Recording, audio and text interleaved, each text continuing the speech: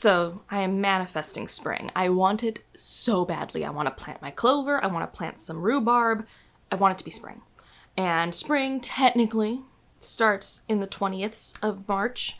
That's when the equinox is. I don't know if it's the 20th, 21st, or 22nd, but it's around now. And so I'm going to talk about the series that I started, finished in winter, and then what is on the docket for continuing and reading in spring.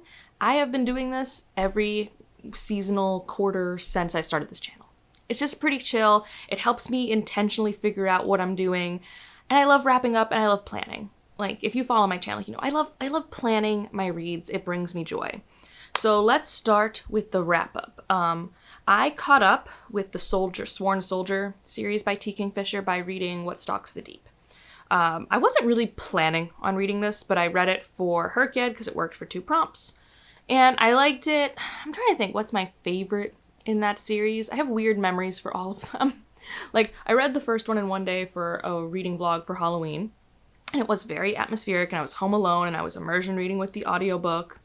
The second one, I got to listen to in a car while it was very foggy outside while going to see a musical, and it was a pretty rough week for me. It was a week one of my cats unexpectedly passed away. And then this one, nothing weird was going on, and it sticks with me the least. So maybe the key for me in the series is pairing it with a life event. This one takes place in the Americas. There's a cave. I also do remember, like, I get freaked out about caves, so I was, like, also trying to keep, like, a safe distance from the cave scenes, and maybe that was to my detriment. But I find these fine. They're definitely not, like, my favorite T. Kingfishers, and, like, I own the first 2 novellas, and I wouldn't be surprised if I unhaul them one day. I have no urge to purchase the 3rd one, even though my completionist brain would go, like, look, pretty. But in terms of, like, color palette, I got my Stephen Graham Jones that are already doing the same colors. So, you know. I also finished Check Please. That was exciting. I started that in 2020, and then because of Herkyed, picked it up again, and a little bit because of Heated Rivalry. And it's just a cozy time for me. It's just very simple. I can consume it even when I have a migraine. It's just very sweet. And apparently we might be getting new stuff.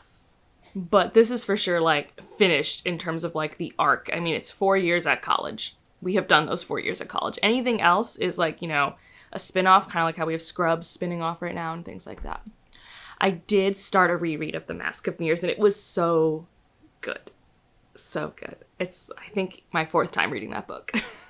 I love that book. What else is there to say? I have reviews for it on the channel.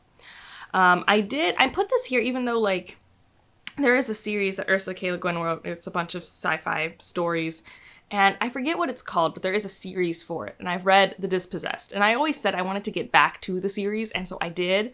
Now, again, these are mostly standalone entries. There's sort of an order to it. There's sort of a collective framework. Not really.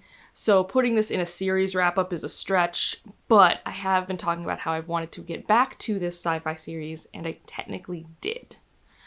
I have the first in a series that has no other entries yet, called City of Others. I am so excited for more books in this world. Like, I could just eat an endless amount of books in this world. It's very procedural. It's set in a very unique place. It has a group of characters I connect with. Like, I feel like the key to a procedural working, if you're not an action or mystery-driven person, which I'm not, is, do you love the cast? And I do. Like, if you look at any procedurals that I have latched onto in the TV space, it's because I love the cast. And so I really love the cast here, and it is just, like, a cool world. And I don't know, this was a good introduction. I had a good time. I like the voice of it. I'm excited. I did start a series. That second book did come out, and that was To Shape a Dragon's Breath. This is a dragon school. It's very much inspired by the Americas and how they pushed out indigenous culture. Our main character is indigenous and will have a different relationship with this kind of more indigenous dragon than the dragons that are from the other continent. And, you know, it's definitely unpacking. It went in some surprising directions. I like the main character. I like her friend group. I love a magic book.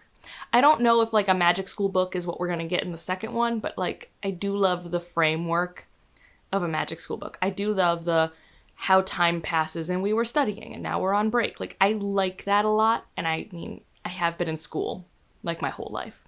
Like, my whole life has been the framework, and now it's winter break, and now it's spring break, and now it's summer break. Like, that has been my entire life. So I find it very comfortable. And then the last thing that I continued was Paladin of Souls. This is The World of the Five Gods by Lois McMaster-Bujold, and this was my first book of the year, actually. And yeah, and this is why I'm excited to write these lists out, because I'm like, yeah, you read that a while ago. You should now think about putting the next one on your TBR, getting it from the library, etc. So now, what am I reading next? Let's just talk about things that continue off of what I've just talked about. The Hollowed Hunt. This is the third book in The World of the Five Gods, and then I think they're prequels. They're Pendrick and Desdemona books, they're novellas. I have 2 bind-ups. I think a third one's out that I need to get my hand on. And like, she does release them as novellas every so often. And I think this is the series that is currently the most in progress by Lois McMaster-Bujold. I don't really think she's playing around in any other series, and I do know there is another fantasy world that she's written books in. But yes, I'm quickly approaching the point where I will have less and less Bujold to read, and I will just have to go back to rereading Verkos again. Gosh darn. Another thing I'm going to continue in is The Liar's Knot. Once I get some of these other audiobooks off my plate, I want this to be like an audiobook that I listen to for half a month, especially with yard work on the horizon. I just love reading this series, so it'll be very motivating while I'm doing spring cleaning chores and stuff like that to have that in the background. Another thing that I will continue on is To Ride a Rising Storm. So this is the sequel to Shape a Dragon's Breath. Oh, another thing I forgot to mention is, like, it's chemistry-based magic, and I find that so cool. Like, it's chemistry and a little different. Like, I think that it's sort of like spell casting magic that can come with a magic school setting is incredibly fun. I really enjoy it. I enjoy how it's similar and different between the cultures. So I think we're going to get more of that in To Ride a Rising Storm, and I'm just excited. So now things that are a little different. Oh, there's one more carryover. I only have 2 more. I have half of Memories of Ice left. So this is finishing in spring. It's happening. I'm going to read book 3 in March. I'm going to read book 4 in April, and nobody's going to stop me except myself. And then there'll be a live show, and we'll talk about Memories of Ice. It's been really good. It's just, I think pacing myself is the right move with Malazan because it does stave off burnout. I kind of wish I could read them a little bit faster, but if it works, it works. Like, if I force myself to sprint to finish it faster, then I'm truly tapped out and then I don't get to the series as quickly, versus at least being in the Malazan world every month is useful. It grounds me, I feel more familiar in it, so that's how we're going there. And so then we have stuff that I haven't started yet. One of them being the Wayward Children series by Seanan McGuire. This is because Herked, I need 4 books in a series and it works for other prompts. And it's like one of those never say never. Like, it is so beloved. It is so hyped. Every year on anticipated releases, everyone's like, it's the new Seanan McGuire novella. And obviously, some are misses, some are hits. It's not always the same as the beginning. But I have only read one of the least loved ones. It was the Horse Girl one. And I would like to see where the magic started. Maybe it'll work for me. Like, my first Seanan McGuire was a slam dunk. I loved it so much. It was middle game. And I just haven't been able to capture that magic again. And maybe this won't work for me, but it's 4 novellas that I'm going to for sure be reading. And then I'll at least have a better sense of, did I give up on it too early or something? And then we've got my Patreon series buddy read, These Burning Stars, which people have been talking about in my comments lately. And I'm getting to it. I'm going to. It's on the horizon, if not this week, then next week I'm picking up the first book. I own the audiobook. I purchased the audiobook from Libro FM, so that's how you know it's serious. And I know it's finished too, so I'm excited to read this trilogy. That reminds me, I should probably try and read it before the end of the month because I've been working on my Hugo ballot, and potentially, if I like the first book enough, I would put it as a nomination for Best Series because the 3rd book came out last year. But I want to actually read it first. I'm hopeful that maybe people would nominate it anyways, but I never know how series shakes out for the Hugo Awards. I don't know much about it. But it is my main sci-fi on this list. That's a lie. I guess the next 2 are more sci-fi adjacent. And my next 2 are actually both Brandon Sanderson's, because I haven't read him in a while, and it'll be good for Herked. A lot of my life is Herked lately, but also in a way where, like, Herked is just helping me motivate be motivated to do the things I wanted to do anyways. It's just really targeted energy, and gamifying my life is very helpful.